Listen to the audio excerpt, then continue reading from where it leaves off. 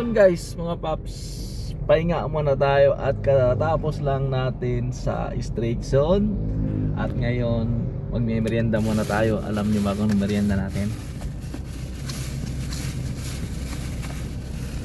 Wow! Mag-alo-alo muna tayo, pampatanggal ng init ng ulo sa stress sa traffic.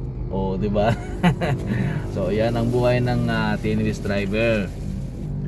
Kapag nakuha mo ang diskarte sa biyahe, kapag nakuha mo yung iyong incentive, pwede ka na magpahinga dahil walang magkapagbabawal sa iyo.